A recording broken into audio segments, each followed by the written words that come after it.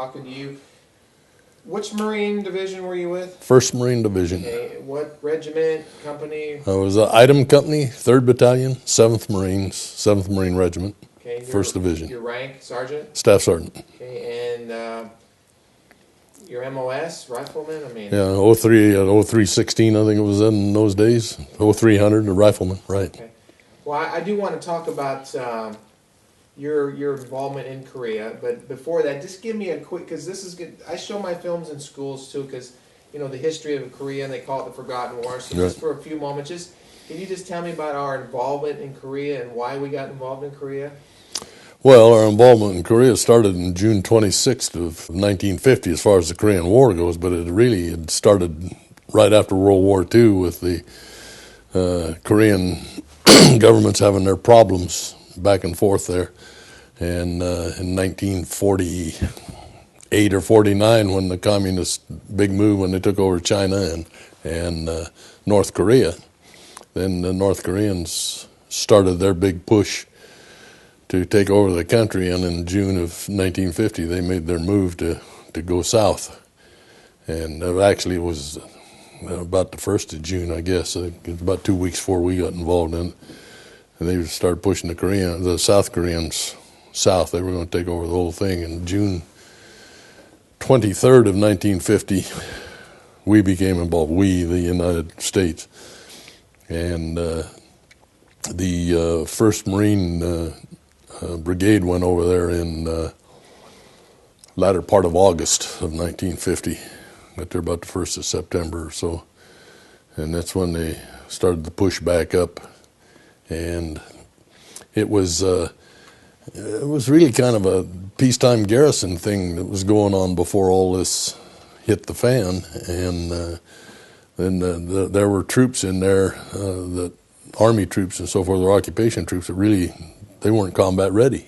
They were there occupying a country, helping the South Koreans to come about. And so when it started, they were ill prepared and then got pushed back right away. And then, well, actually, they pushed them all the way down to the end of the peninsula, and then they started back up. And they came in, and we made the landing at Incheon and pushed on up to the Chosin Reservoir. Of course, that's when Truman said, "You can't cross the border," and that's when the Chinese became involved. And the Marines were sitting there at the Chosin Reservoir waiting to do something, go one way or the other, when the Chinese started pushing them, and they literally surrounded the Marine Corps. They fought their way not only up the peninsula, but all the way back down the peninsula until they got out in Hamnung and got evacuated. And then we came back and made the other push and pushed back up across the 38th parallel. And then they decided that the 38th parallel was the place to come back to. And so we're talking about 1950-51 era, first part of 52. The Marines were on the east coast of Korea at that time, in the latter part of 51, first part of 52. And then they moved them over to the western side of Korea. And that's over by the Panmunjom area, over in there. And the 38th parallel was the static line. Well, that's a line on a map, but the line of the hills goes virtually north. And so that's where the Jamestown line came in, and the artillery war. And that was, the Jamestown line was the 1952-53 place that all the action took place in Korea, especially for the Marine Corps. The Marine Corps had that whole, 1st Marine Division had that whole section from Panmunjom to the Imjim River over to the east. Well, tell me about your involvement with the Jamestown line as a sergeant, and who you were in charge of, and just a little bit about the combat, what type of combat you experienced there. Well, I left, I'd been training troops coming from boot camp, and some reserves being called back in and so forth, the 2nd Infantry Training Regiment at Camp Pendleton. And in May of 1952, I re-enlisted for 6 years, and they immediately cut me a set of orders to go to Korea. I left the next month. And about 6 weeks after I re-enlisted. And we landed at Incheon and got on the transportation and went up to the river there where the Freedom Gate Bridge was, just south of Panmunjom. Got on trucks and went over, and I joined the 3rd Battalion, 7th Marines there, joined Item Company. I was the assistant platoon sergeant. I was in relief of the platoon sergeant that was there. He was due to come home. And we'd been there, we got in about 1600 one afternoon, and about 1800 we were put in on the alert and went out on an outpost called Black. It had been overrun. It was a little bit east of Panmunjom, around the Bunker Hill area.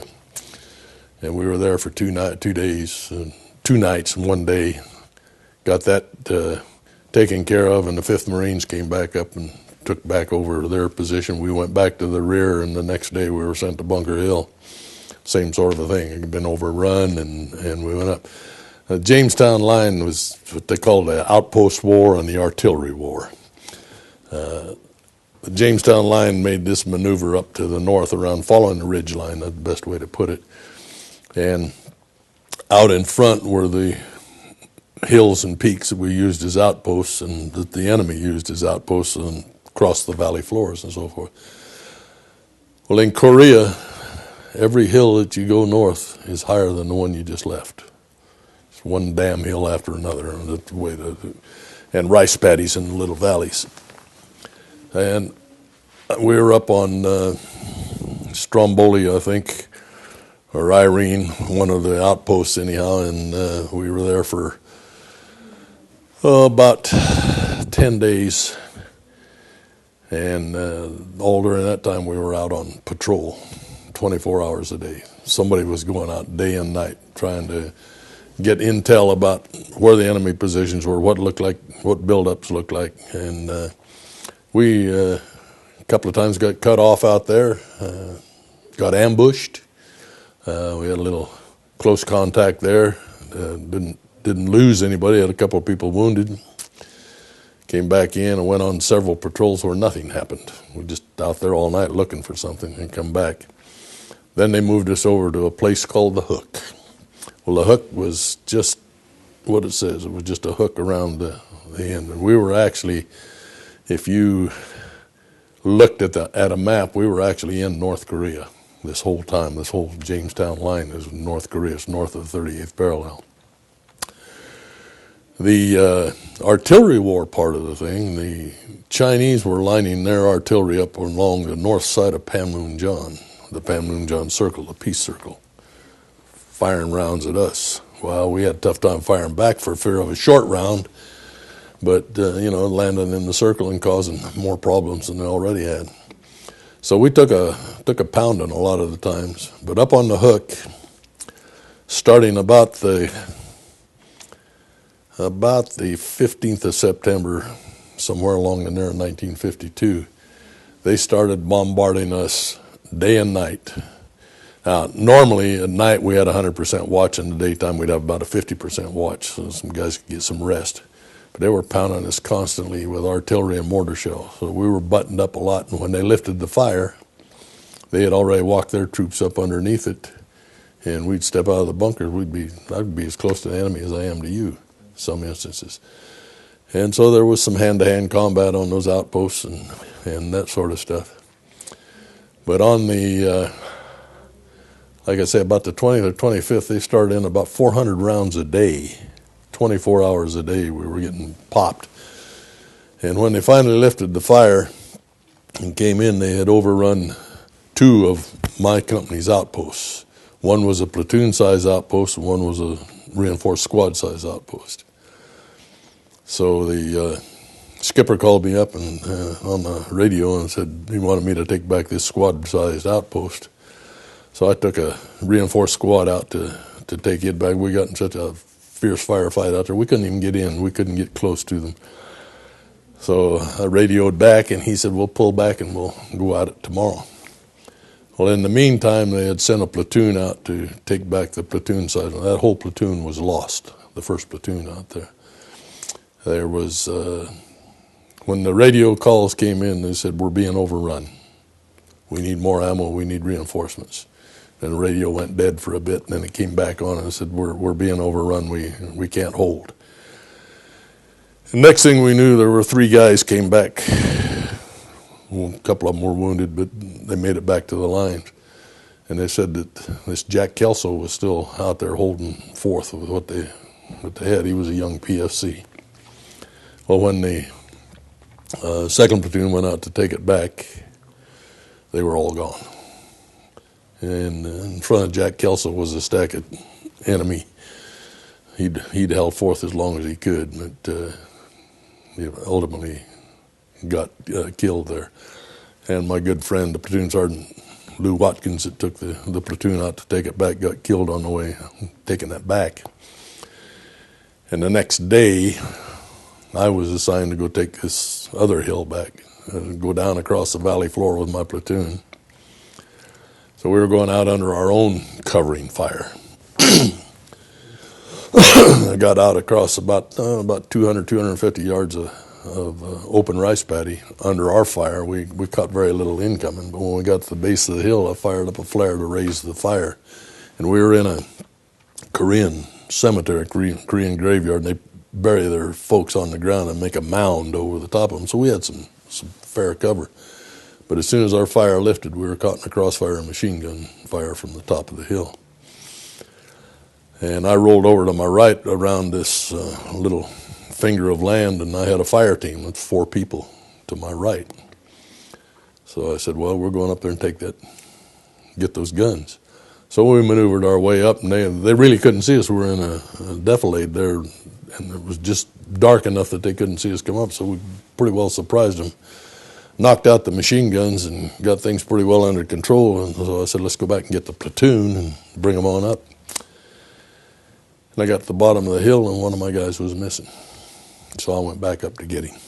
And he had caught a grenade. He'd been sitting cross-legged firing Indian style down with an automatic rifle down into the trench line. And he'd caught a grenade between his legs. I picked him up, put him on my back, and started down the hill, and they started walking mortars down behind us. And finally one got us about 2/3, 3/4 of the way down the hill. Killed him, blew me on down the hill, and ultimately was evacuated and back to the States. And that trauma cost me my right leg and several other muscular parts of my body, one finger. They evacuated me, and I was about 2 hours getting back to the main line of resistance, and then it was just a series of Jeep rides and helicopter rides till I got to the hospital ship the next morning. And then I stayed there for about a week, and then they sailed the ship down to Yokosuka, Japan. I was there about a week or 10 days, and then they flew me home to Oak Knoll Naval Hospital at Oakland. So you lost your whole leg? No, I lost the right leg below the knee. So today you have a prosthesis? Yes, sir. Yeah. Couldn't even tell when you walked in. Well, thank you. Yeah. Did Kelso get the Congressional Medal of Honor? Yeah, Jack Kelso got the Congressional Medal of Honor, and Lou Watkins got the Congressional Medal of Honor, both of them. For my action, I received a Navy Cross. I can't tell you how many silver stars or bronze stars or purple hearts were put out over that 24, 36-hour period that I'm talking about. I do know the fact that from 1952, the Battle of the Hook, to 1953, the end of the war, that about 40% of the Marine Corps killed in action happened in that era right there. There were about 9,000, 9,200, something like that, total killed in action, Marine Corps only. And then 3-year war, 4,200 of them were in that 1 year, 9 months actually. Was there an official date that the conflict ended? I mean, yeah, it was June 20.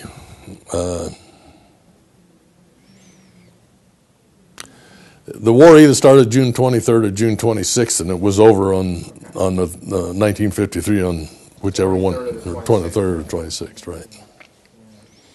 As a sergeant, how many people were you in charge of at those times? I was in charge of a platoon, a reinforced platoon of about 80 of us. Okay. So were you giving directions and telling them to move and do this? Were they coming to you? And how about the replacements? Were they looking to you for replacements in your group? I mean, you're obviously in charge. I mean, you're in Right. sergeant, you're in the field. And how do you, were there new recruits coming in or new people coming in, replacements? Yeah, we had replacements coming in periodically. We were pretty stable. We lost in my platoon. We lost 4 or 5 people, but that was easy to replace.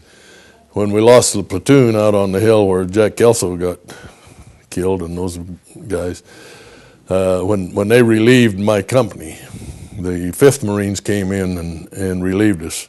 There wasn't, as I understand it, I wasn't there, but as I understand it, there wasn't but about 15 or 20 people who were able-bodied fighting personnel at that time. Now, some of those guys came back because they had minor wounds, so forth, but had been evacuated. Then the replacements came in. Again, like I say, I wasn't there, so I didn't have to handle it. But they came in and rebuilt the 7th Marines, and they went back up on the hill again. My job was the assistant platoon sergeant, as I say, but you're supposed to have a second lieutenant that's a platoon leader, and a platoon sergeant, assistant platoon sergeant, and your squad leaders and so forth. We never had a second lieutenant longer than about 15 minutes. They just didn't last. So my good friend Rocky Rowbottom was the guy I was relieving. He was the platoon sergeant, so he and I shared the command of the platoon during this time. For this particular attack, I was the guy in charge. The company commander charged me to take the platoon out and to do this job. Rocky was with me. The 2 of us went out. But bless his heart, he survived all this, and he got 1 Bronze Star that I know of, maybe a Silver Star, and a couple of Purple Hearts, but he never got really badly banged up. Of course, he's still alive today, as far as I know. I have not been able to contact him, but as far as I know, he's still around. And our mortar section leader, a guy by the name of Lauder, he's still around. And our mortarmen and our machine gunners weren't, well, they were always in jeopardy, let's face it, from artillery and so forth, but they weren't up close. We had a few machine guns up close with us, but most of the time they were back firing over our heads to give us covering fire. But yeah, I've run into a couple of hospital corpsmen. One of them was the guy that took care of me when they brought me back to the lines. He's up in Denver. Another one was one of the guys that took care of me when I got back to the aid station. He lives in Oshkosh, Wisconsin. And I run into them at the 1st Division reunions and stuff like that. And Did you attend regularly? Or? Yeah, I've been going every year for the last 5 years. I waited too long. I waited until I was 70 before I started going to them. Why'd you wait so long? I couldn't answer that question. I just never got going on it. And when I got going on it, I'd kick myself in the tail for not doing it 50 years earlier, But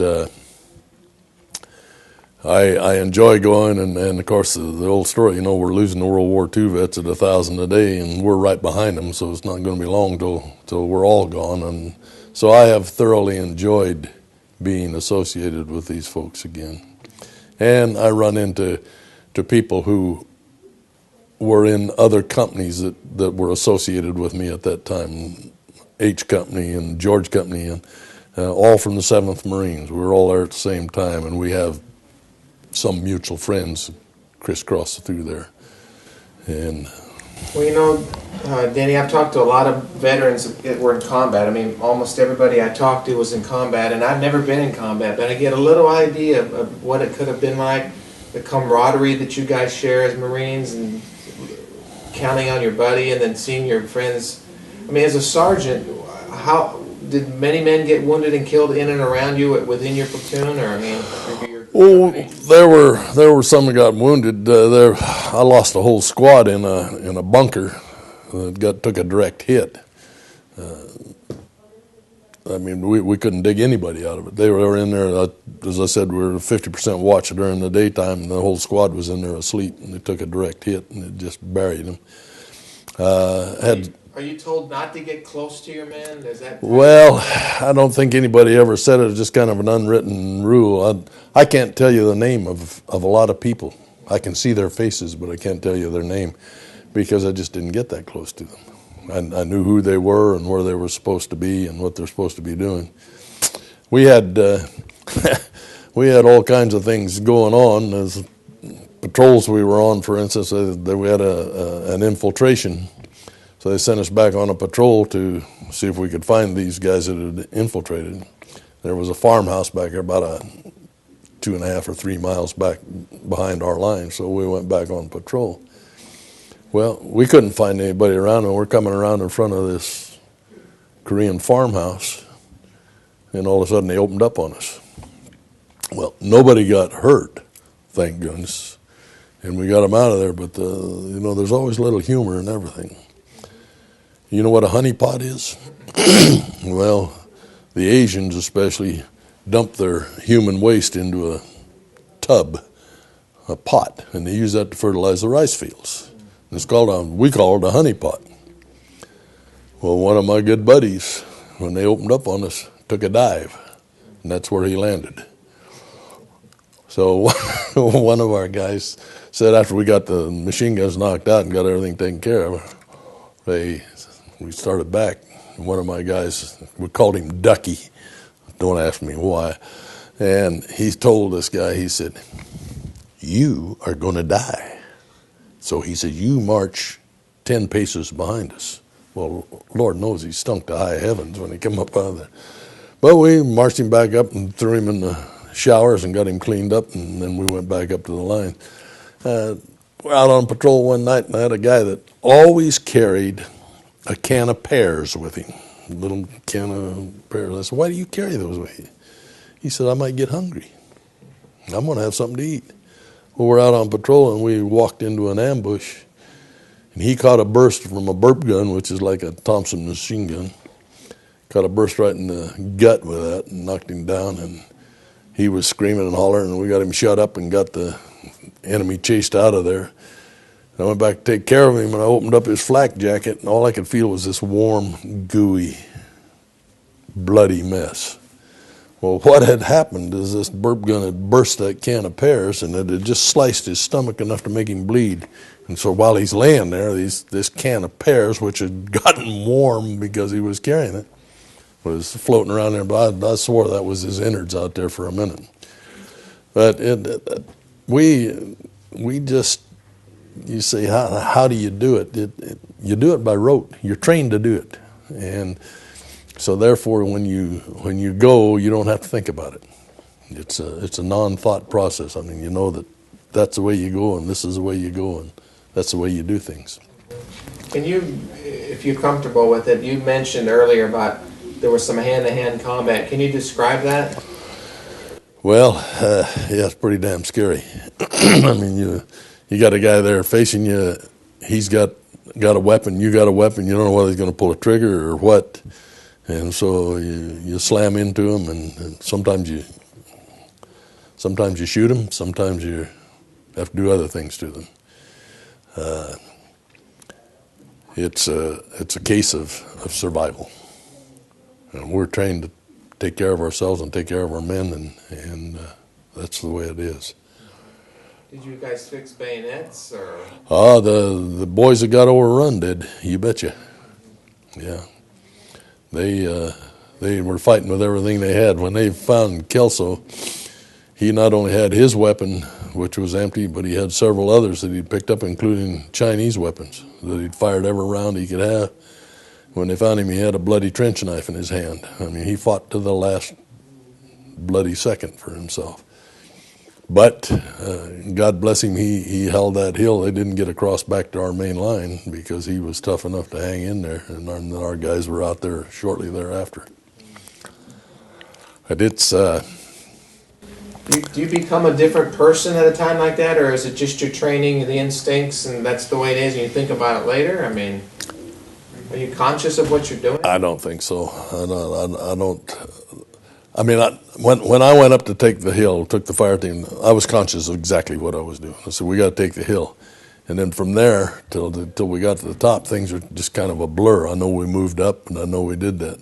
And then I know we came back down, and when I found that Torres was missing, and I went back. And then coming down the hill, then things got pretty blurry. Of course, I got blown up, and I remember that thing went off, and there was a big flash, and they always say you never hear the one that gets you, and I didn't. It was just a big flash, and it blew me down the hill. I say, 10 or 15 feet. It might have been 10 inches, I don't know. But I landed on my feet. Now, I'm naked from the waist down. I got no boots, got no trousers, got no shorts, no nothing. Flak jacket went to the waist. And I remember looking down at that bloody foot and bloody leg and saying, this is a hell of a way to fight a war. Then I keeled over and called for a corpsman. He came up, and I told him go check on Torres to see if he was all right. He came back in a minute and said nothing he could do there. And he started working on me, and then they finally got a stretcher out to me. The Korean Service Corps, they were civilian South Koreans that had no weapons. They used to carry timbers up for us and bring ammo up to us, and timbers to build the bunkers or reinforce the bunkers and the trench lines. And they were our stretcher bearers. And those guys were a bunch of tough nuts. 4 of them came out with that stretcher, and they put me up on it. And I was awake the whole time. I never went out once. I never went out till I got to the hospital ship, which was, I don't know, 3 or 4 o'clock the next morning. So I'd been awake for quite a while. But they put me up on their shoulders and trot out across that rice paddy until they started dropping rounds at us, and then they'd drop me down and take cover until it lifted for a second. You said you landed on your feet when you were what was left of my right foot and my other foot, yeah. Did you know that you were that seriously injured? I kind of vaguely remember my foot, the top of my foot being pushed up the wrong way. The thing that I really knew the most was my middle finger on my left hand was blown off, and it was just squirting blood. I can remember that very vividly. How did you stop that blood? The corpsman got a bandage and put it in there and tightened it up and tightened a bit of a tourniquet around my arm. But they had a tough time stopping it because that blew my finger completely off, and it was just squirting blood like a fire hose. What are you thinking? Are you going in shock? I mean, how are you dealing with that? I am sure that I was in shock. I have no idea. I was awake. I talked to the corpsman. The thing that I remember the most about it was, have you ever been popped in the butt with a wet towel in the shower? Well, just multiply that by about 1,000. That's the way I felt, because it tore both cheeks of my butt off. And I remember the stinging sensation, and I remember the explosion, but I really never hurt. And they got me back to the lines, and one of my buddies back there said, "Holy Christ." And I said, "Just give me a shot of morphine and get me out of here." Well, they had to get a Jeep up to me because I couldn't bring a chopper in. We were under too much fire. And brought me out by Jeep for about, Ducky, by the way, drove the Jeep and drove me out of there. About 5 miles down to an aid station. And then they did some more bandaging and cleaning out the wounds and so forth there. And they got me on a chopper and took me to Charlie Med, which would, best definition of that would be like a MASH unit, if you're familiar. It's a field hospital. They carried me in there, and it was just a big tent and a floor full of stretchers laying there, guys, various degrees of wounds. And they were patching them up and putting them on a chopper and sending them out to the hospital ship. And the last chopper was due to go out. And I remember my doctor saying, "You got to take this guy with you." Corpsman on the chopper said, "We haven't got room." I said, "You make room." So they strapped me to the outside, and he sat on the floor with his legs out over the stretcher, and of course they strapped the stretcher in and so forth. Strapped me to the outside. He sat with his legs over my body holding a bottle of blood while we flew out there. About a 20-minute ride out to the hospital ship. Of course, the nice part of that was I was the first guy off. And then they put me on the elevator. And surgery on a hospital ship's below the water line, so you don't get a lot of pitch and yaw on the thing. And I can remember the doctor taking a look at me, and he said, "I don't like the looks of this." He says, "We're going to surgery." And I looked, and he pushed the elevator button, and it dropped. That's the last thing I remember for 72 hours. I woke up. And one of my buddies was on the hospital ship with me, got hit the night before, part of his hand was blown off. And he happened to be on the same ward with me, so that made it kind of nice. We got to, I had somebody there that I knew. He was another platoon sergeant. And they took good care of me there. Of course, I was in bandages and casts from my neck down. I remember the doctor came up and says, "You know what happened to you?" And I said, "Yeah, I lost my left foot." And he said, "No, you didn't." And he held it up and showed me. And I said, "Then I lost my right one. You can't kid me because I know it's gone." And it was. And then they didn't really do anything to me but clean up my wounds and stuff on the hospital ship and trying to get me to eat and, get me going again. And then when I got to Japan, that's basically what they did. They didn't do any suturing on me or anything, because the wounds were big gouges and they were full of mud and dirt and crap from that area. And so when I got to Oak Knolls, when they really started working on the wounds, I had several skin grafts, had some plastic surgery on my buttocks to pull them around in shape. And then they had to re-amputate the leg because it was what they call a guillotine cut. It was just cut straight off, and they had to shape it so they could pull the tissue down and make it into a normal stump. And I spent from September till December on my stomach.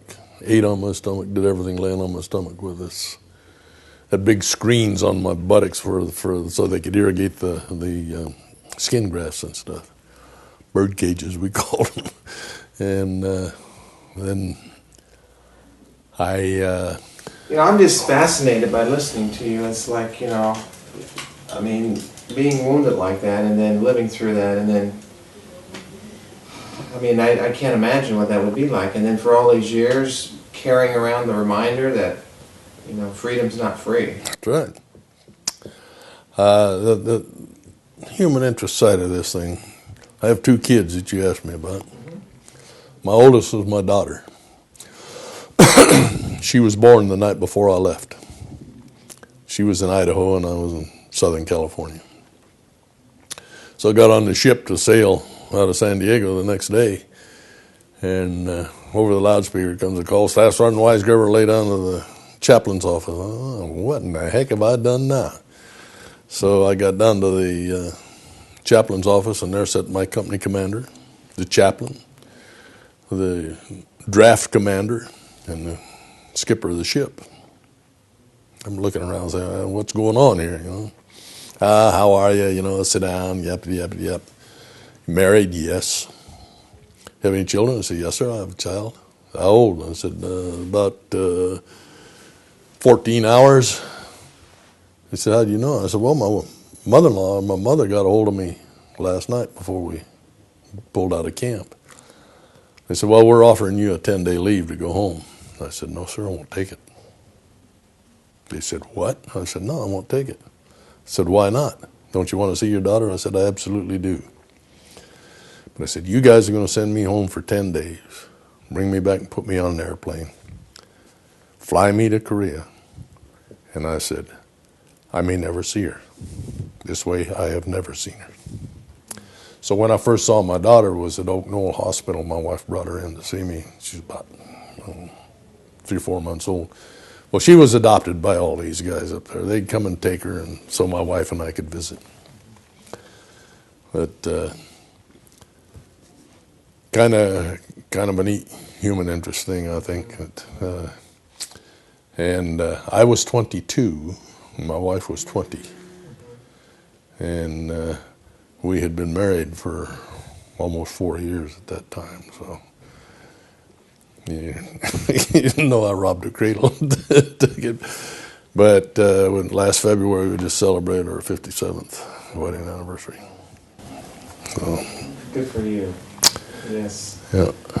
You know, do you think much about Korea today? I mean, does it have any significance in your life, the fact that you fought there, and, you know, do you ever reflect on that? I mean, do you remember it every day? Do you think about it every day? I mean... Oh, I don't think about it every day. I think about it some in certain aspects, especially now with this Iraqi thing going on. I think about what some of these guys are going through and families and so forth. But I was going to go back to Korea on a visit to see when they've had these trips. Every time I got ready to go, the North Koreans were up there pounding the drums on the line, and I said, I don't want to do it. I did it once before. So I've never been back. But I have some very good friends that are Korean and live here. In fact, one young man that I'm associated with, we believe that his father was attached to my unit as an interpreter, but we're not exactly sure. His father's gone, so we can't make that contact now. But and it's kind of interesting because our interpreters, 90% of them were named Kim. This guy's name is Kim. His father's name was Kim. You know, I mean, so it does kind of tie together, but we don't know for sure. And then I have several Korean friends who have come over here. They're engineers or what have you, and we've had some good visits about Korea. And they were there at the time, living in Korea. Some of them were just youngsters. Well, you know, I got a couple of questions here, but I've talked to people, like I said, have been in combat. Can you really, somebody who's been in combat really describe to somebody who hasn't been in combat what it's really like? I mean, I don't think they'd believe me. I can tell you, it sounds like a fairy tale because things just happen. Explosions to the righty, explosions to the lefty, that old story, you know, and in your face and so forth. I've had grenades go off as close as I am to you and just pepper me with salt and pepper, grains of sand and rock and shrapnel. I've had them go off 10 feet further away and go right over my head. I've had bullets whiz by my ears. It is very difficult to describe. I never think about it. I had some I suppose what they call today post-traumatic stress. When I first came back, I used to have a lot of nightmares, a lot of dreams. And several times I used to dream that they put a weight, traction on, they had traction on the end of my leg to keep the skin pulled down. I used to dream they strapped that, I strapped that weight on the end of my leg and went back and joined the unit. You know, you just do those sorts of things. You want to be there where they are and be there with them.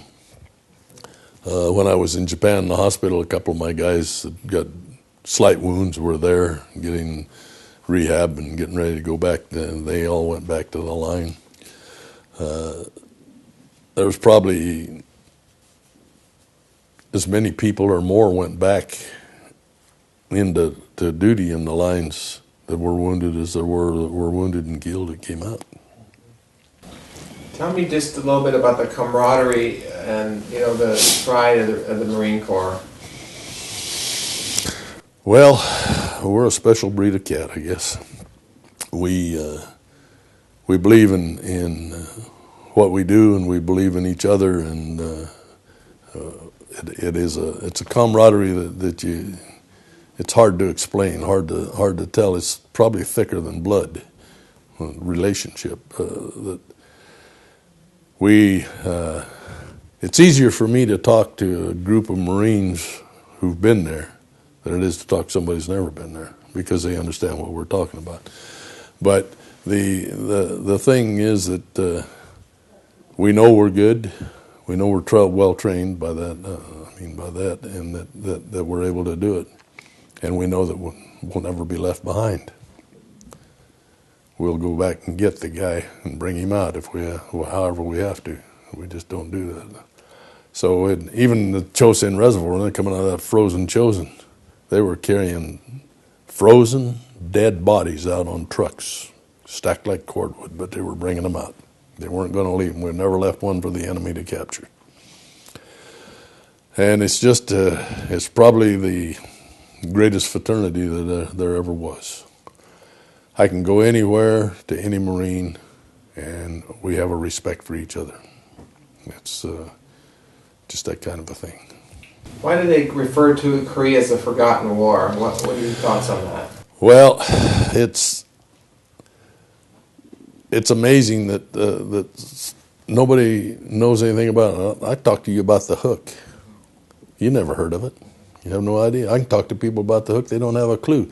I can go to Marine. I was at a Marine museum in San Diego. They had a mock-up of the Korean Peninsula and the Korean War, and the static line that I was just talking about, the Jamestown line. And they had everything there. And I said, "Where's the hook?" And the guy looked at me and said, "What's a hook?" I said, "Well, you guys need to do your history, your research on it." And it's things like that. The thing that is remembered the most about the Korean War is the Chosin Reservoir, Bunker Hill, Heartbreak Ridge, Pork Chop Hill, and these sorts of things. There's nothing about anything that happened in between. Very few people know anything about the Wonsan landing on the East Coast. That was the first landing we made. Very few people know anything about the Pusan perimeter. Maybe because after World War II, it was a World War. It's just like the shift of the country was different or something. Well, I think that's a lot of it. And to be brutally frank, I think that right after World War II and the start of the Korean Wars, when politics got into the military, and Truman fired MacArthur. Who knew that country, that area, that Asian region better than MacArthur? He was born and raised there. And then, those sorts of things. And Vietnam was a semi-forgotten war, yet there was a lot of publicity about that. And it was a long war. It was 10 years. It was the longest war we ever fought. But people they talk about World War I, they talk about the things in between that and World War II, they talk about World War II, they jump right to Vietnam. They jump right over Korea like it never existed. And I guess that's why they call it the Forgotten War. The greatest thing that's ever happened to bring that about is the Korean War Memorial on the Mall in Washington, D.C. Have you been there? Oh, absolutely. I've been there several times. Tell me the first time you walked through there, what your thoughts were. How you felt. I thought that I'd seen guys rise up out of the ground. That is so realistic. The sculptor that did that, the facial expressions and so forth are just tremendous. The body said, but then you go look at it and really look at it, and each one of those statues represents a different UN body, and they're all dressed in their own military uniform, of the combat uniform. But it is an amazing thing. That is a patrol. That's an absolute patrol. The guy that set that up set it up perfect. And I can't go there without getting a tear in my eye. And I've met many a Korean veteran there that never knew him before in my life, who just thrown their arms around each other and hugged, because it was a great thing.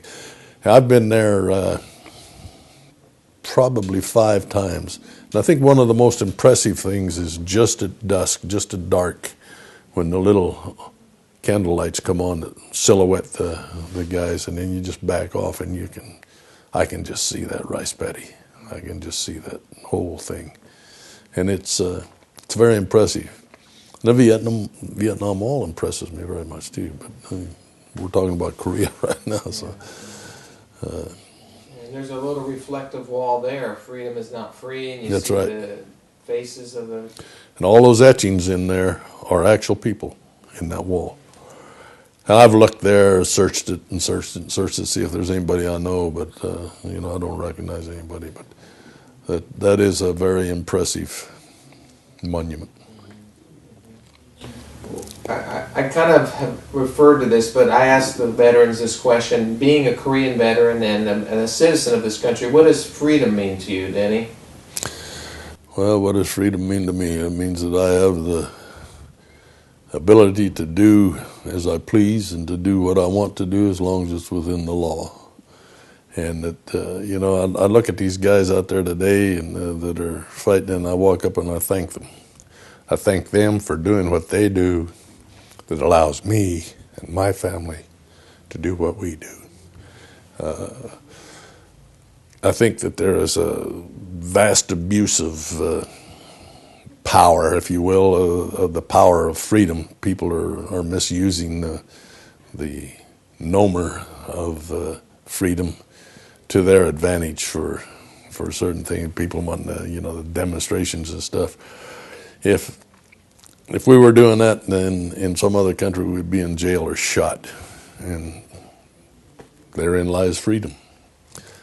I have the right to say what I want to do, and they have the right to say what they want to do as long as they don't step on my toes directly.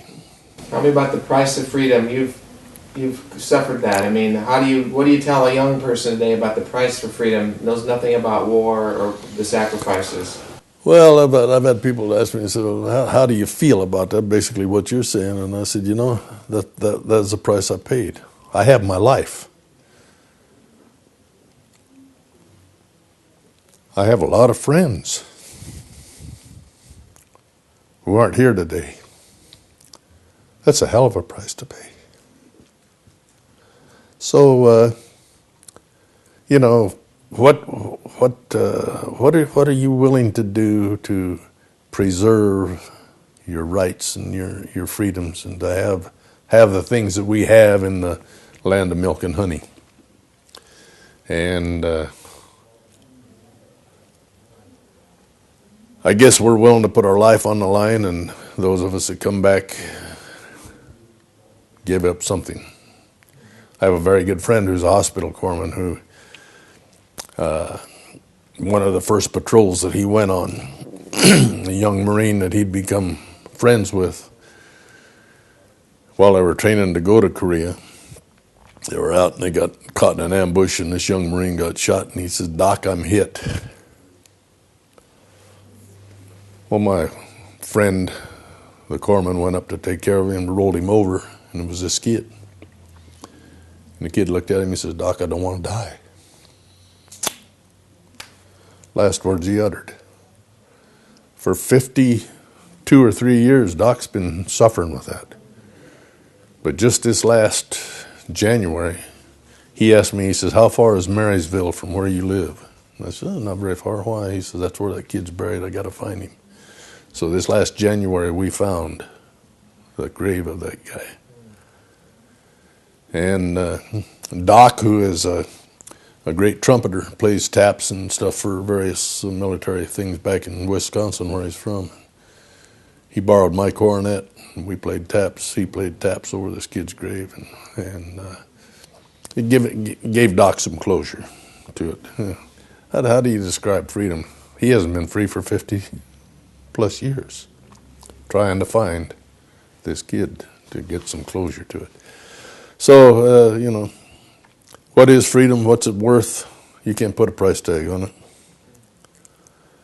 I've had people say to me, "Well, aren't you glad you aren't in Iraq or Afghanistan or what have you?" And as flippant as it sounds, I'd go in a heartbeat.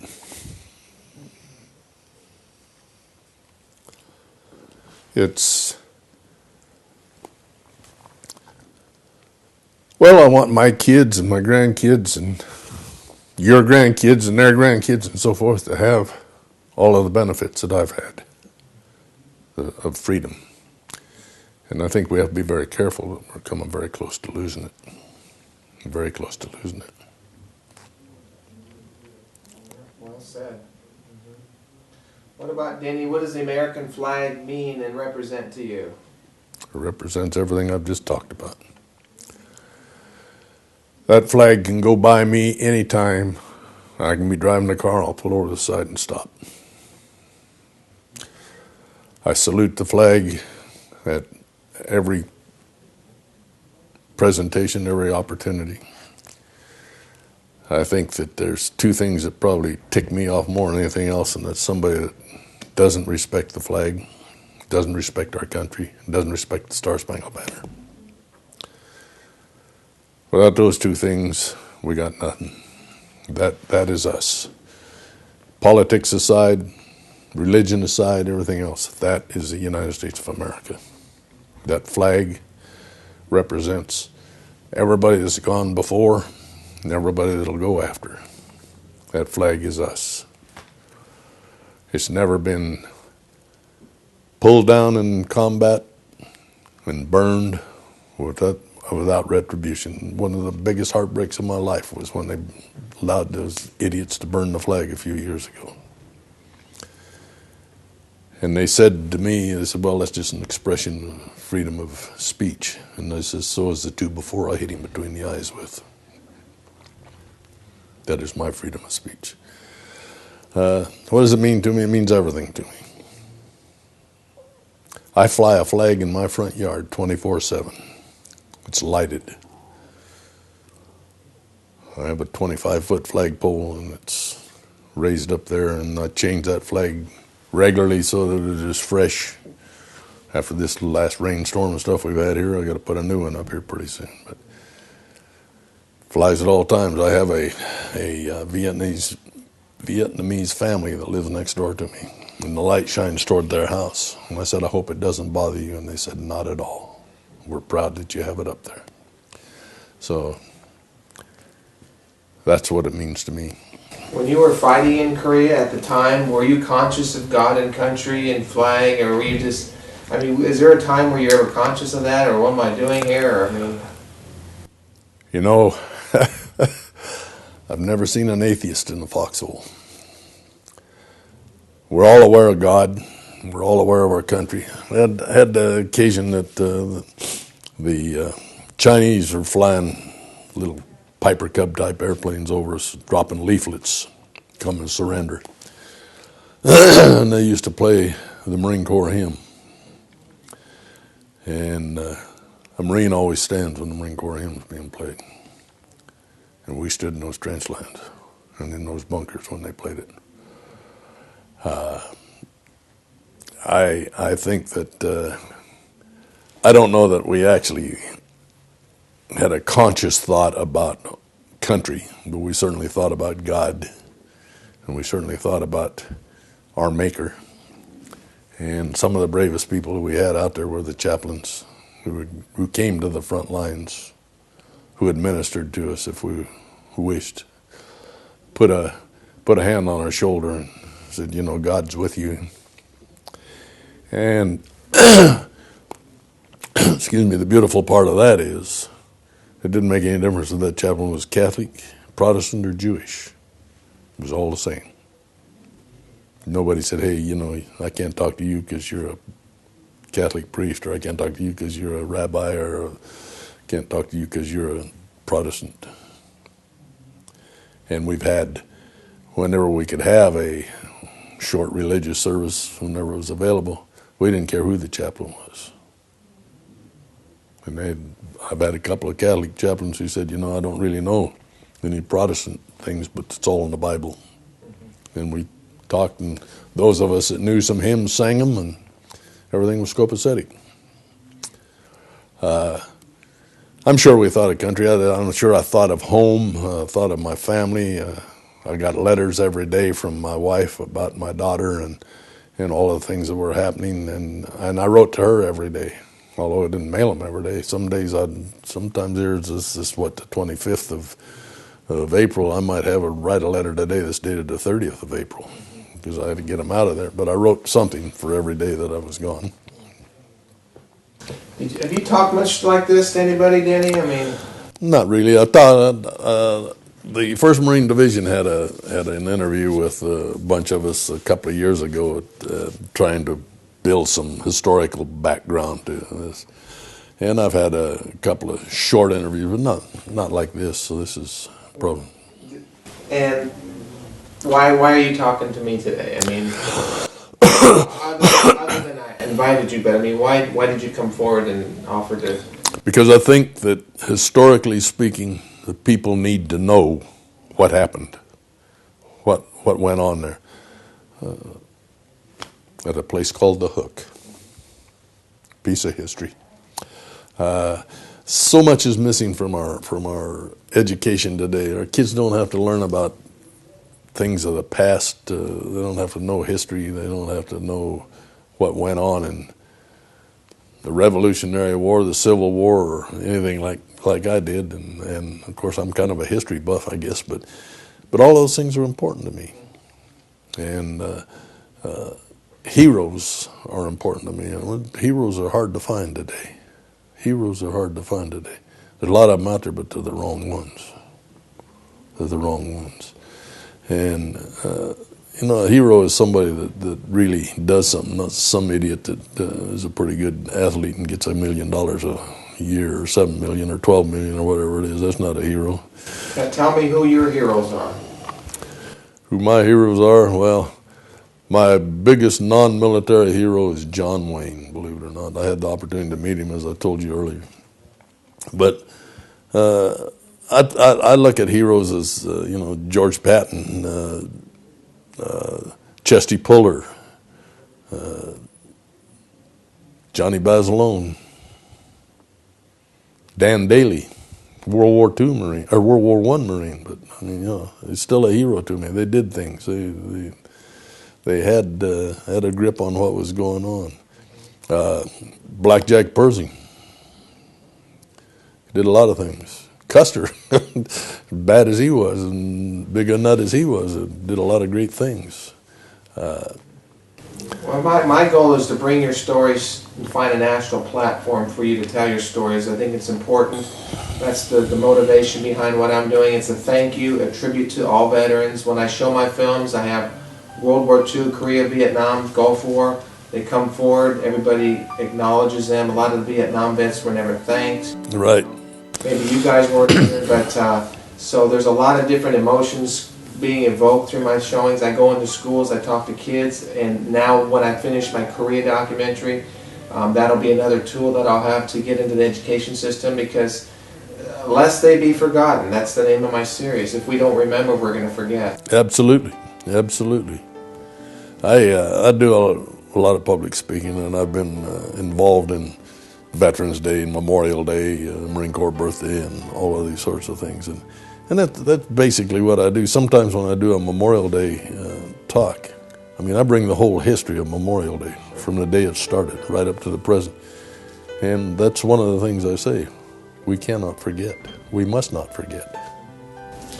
And I too do public speaking, and I enjoy it because I've been on stages with brigadier generals, senators, governors, and it's like, what am I doing up here? But then, they see the value of this series as it goes into the schools and stuff. And I've got 3 films. I'm working on 4th one, Iwo Jima, the Korea, Vietnam. So there's a lot of opportunity. But if there's anything here locally that I can ever, partner up with you and do something sometime, I'd be real interested in that. I've got my presentations, my website, so everything's available. So, but and now you're indoctrinated into this program. You're what I call one of my men.